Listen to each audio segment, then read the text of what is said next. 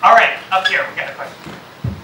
Two questions. One is, first you had online voting. You seem to indicate you weren't quite sure that was something that would happen in the near future. And I'm curious if we can pay taxes online, why can't we vote online? And then secondly, talking about making Minneapolis or Minnesota the next Silicon Valley, just curious what specific things you would do that would lead us in that direction. Great question. So the first one we're going to talk about was the online voting. It's something that I see in the future. I'm just not going to pick out an arbitrary date because it has to be approved at many levels, specifically the legislature.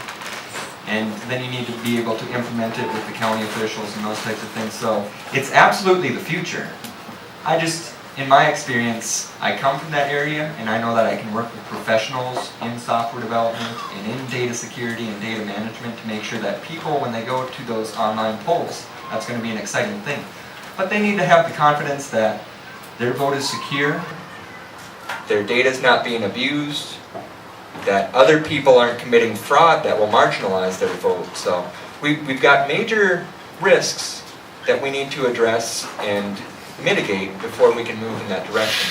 The second question is what specifically I can do for starting the next Silicon Valley. Again, that's not my job as the Secretary of State. That's your job as the people of Minnesota to start those businesses, pursue your passions, live your dreams, those types of things.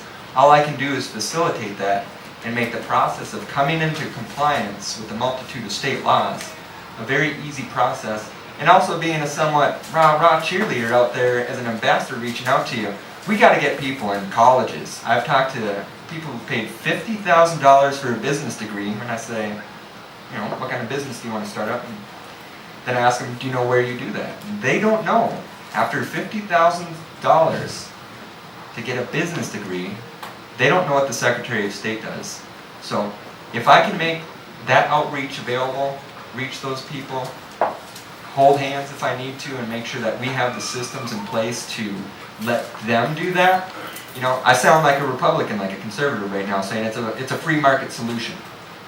But that's really what it is. You guys, both in your voting and elections, you have the options. You have the opportunities. The futures are very bright.